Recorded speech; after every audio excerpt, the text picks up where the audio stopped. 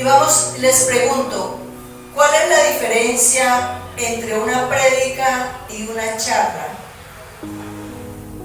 Estamos en tiempos, y ahora pues con las redes sociales, pues con mayor razón, y hay muchas charlas y conferencias motivacionales.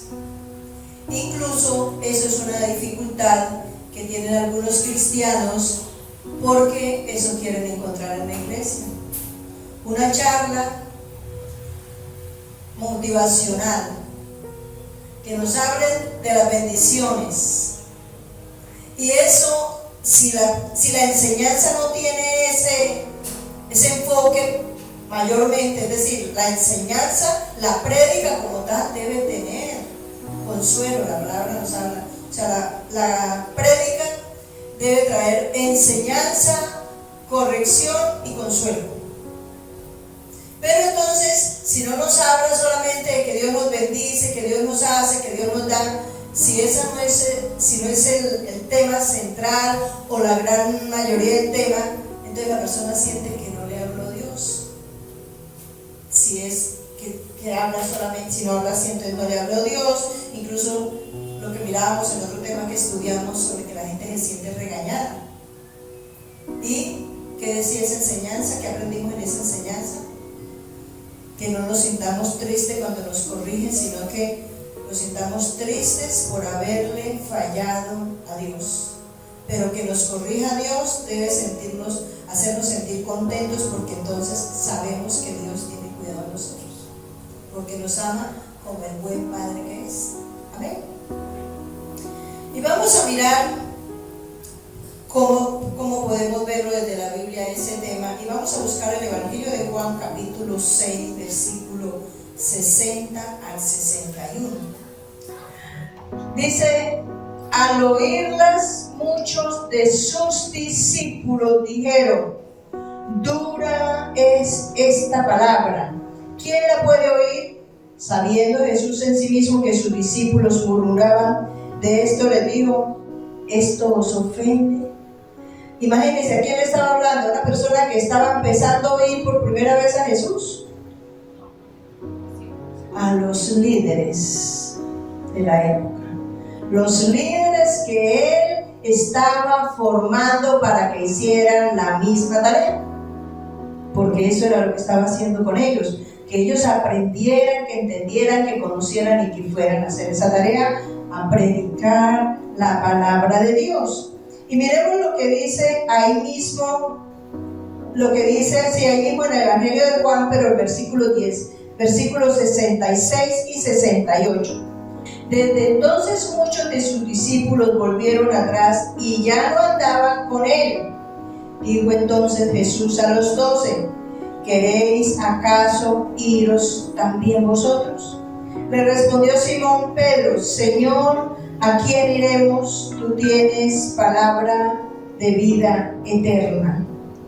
Entonces podemos encontrar aquí que Jesús observa que la palabra les pareció fuerte, difícil de entender, de interpretar, pero más que todo se sintieron ofendidos, que se sintieron molestos.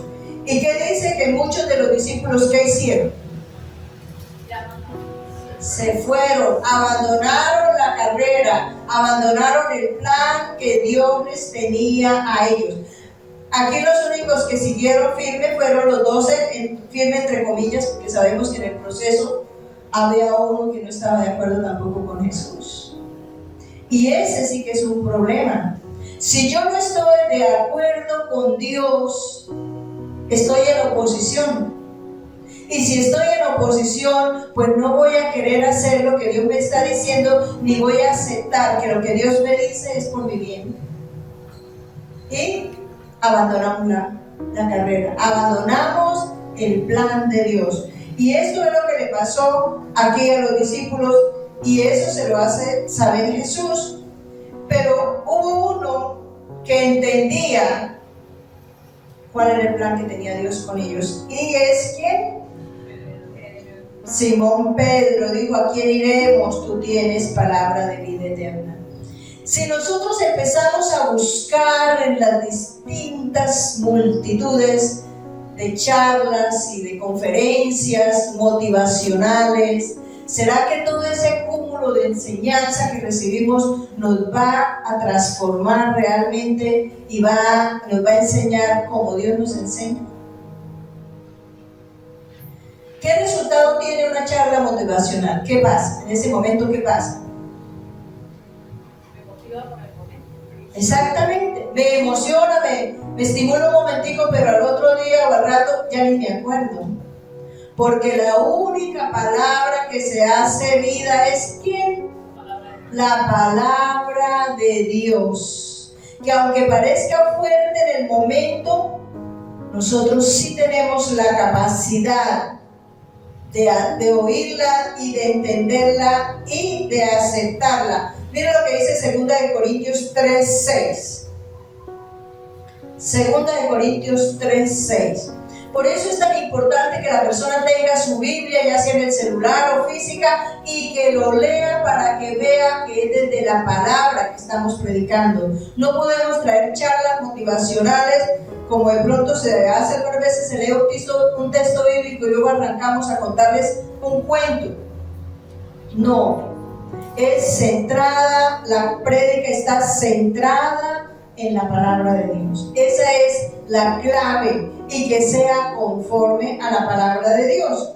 2 Corintios 3:6 dice: el cual asimismo nos hizo ministros competentes de un nuevo pacto, no de la letra, sino del Espíritu, porque la letra mata, pero el Espíritu vivifica.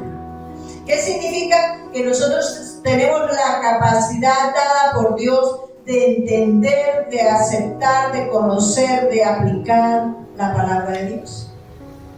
Estamos creados, pero si nos fijamos solamente en la letra, pues se nos convierte en un cuento, y ese cuento no nos va a edificar, porque sería como escuchar una charla motivacional.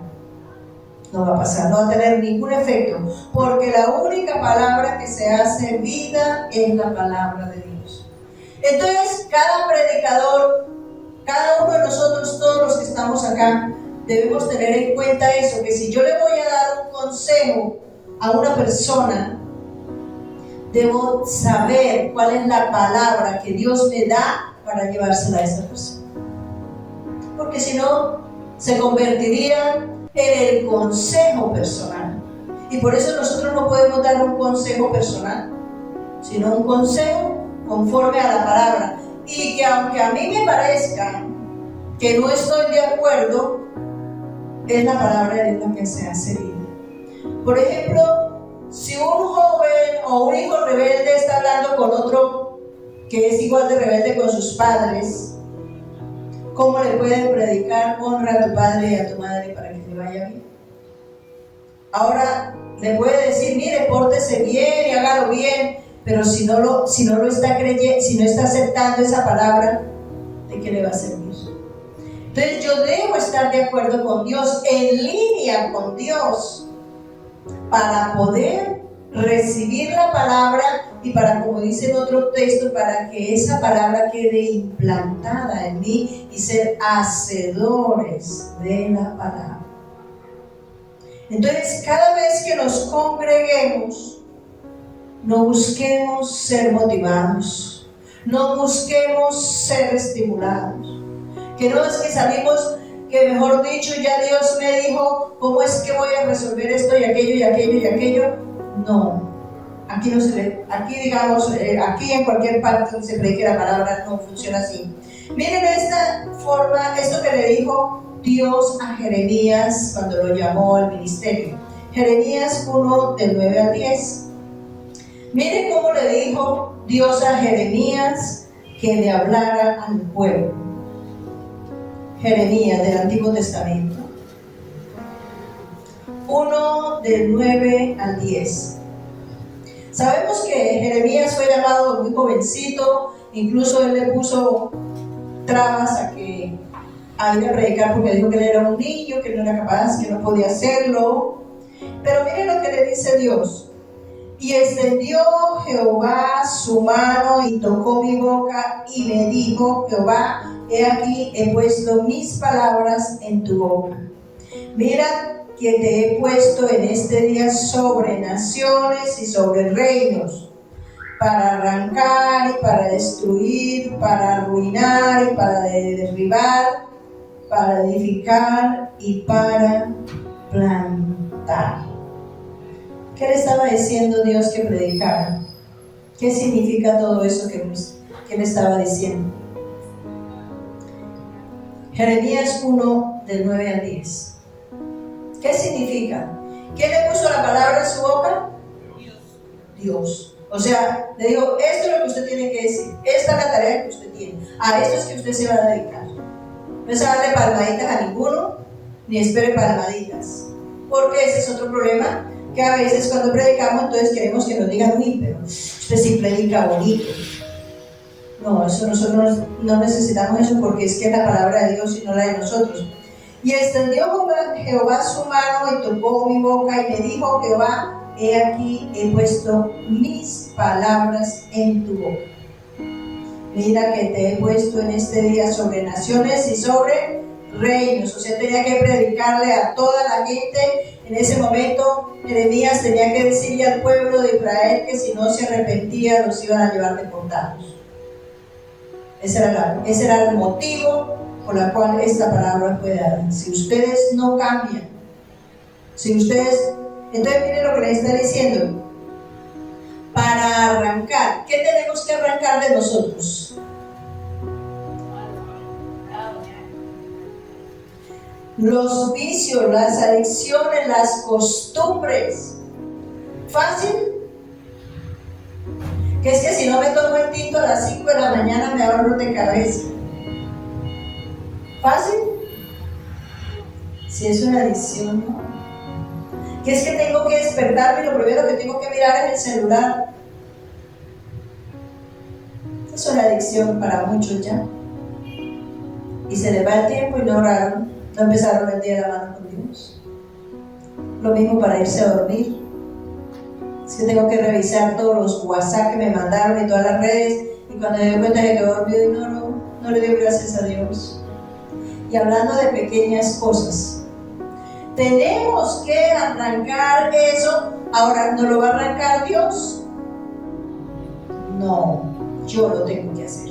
Él me dice que lo haga, incluso como lo haga, pero soy yo la que lo tengo que hacer. Tengo que arrancar, y hay cosas que toca arrancar que duelen mucho, porque aquí estamos hablando de un tinto y de otro, pero hay cosas muy dolorosas que tocan. Y para destruir, ¿qué tenemos que destruir? ¿Qué será lo que hay que destruir? Esas fortalezas mentales que tenemos, que no, es que yo creo que es así, es que yo quiero que sea así, y que si no es así. Esas son fortalezas que hay que derribar, que hay que destruir para arruinar. ¿Y qué tendremos que arruinar? Acabar definitivamente con lo que sea. Ay, que es que tan bueno. Por ejemplo, una cosa difícil de arruinar una amistad.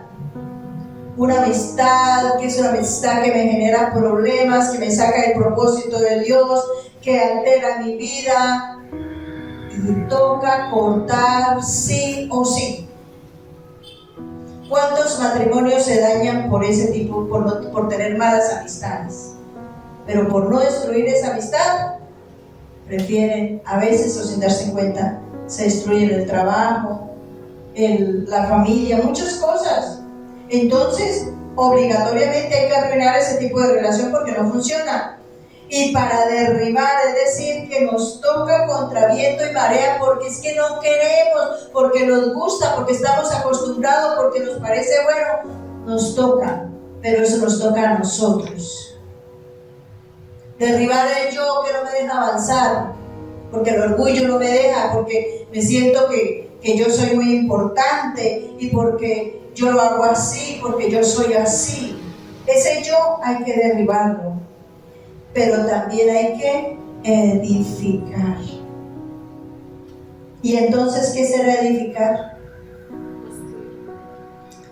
Construir esa nueva criatura que se está formando en nosotros, que la palabra de Dios quiere implantada en mi corazón, pero que yo la pueda vivir, porque no es sabérmela, no es saber que este es el texto, este es un texto que mucha gente conoce, pero lo vive, lo aplica en su vida.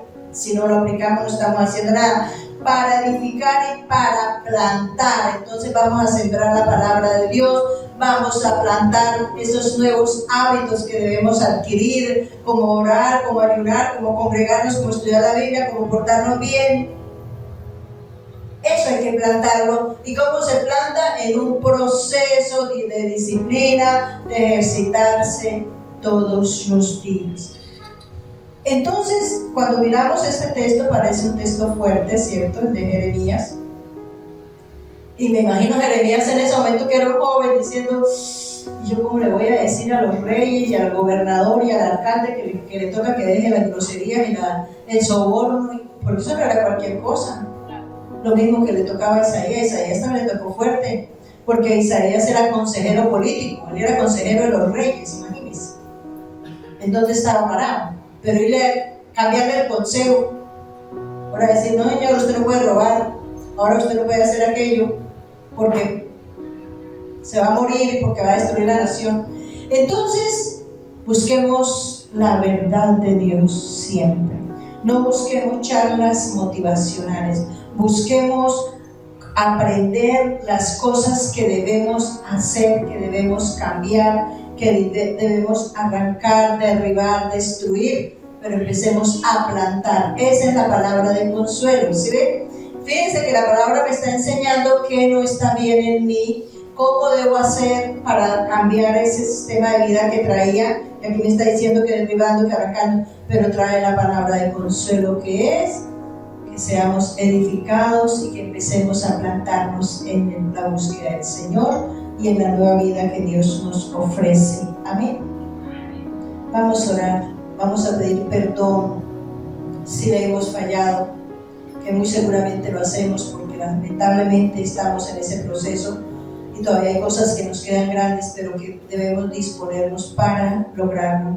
Soberano Padre que estás en el cielo, te damos gracias, Señor, por esta preciosa palabra que nos exhorta a que nos evaluemos, a que miremos qué cosas tenemos que arrancar, qué cosas tenemos que destruir, qué cosas tenemos que derribar, pero qué cosas nos hacen falta para que sean plantadas en nuestro pensamiento, en nuestro corazón, que seamos capaces de plantar todo lo bueno que tú nos entregas, porque sabemos que no es en nuestras fuerzas, es con el poder del Espíritu Santo que está haciendo esa tarea, que nos tiene paciencia, que nos enseña, que nos redarguye, que nos exhorta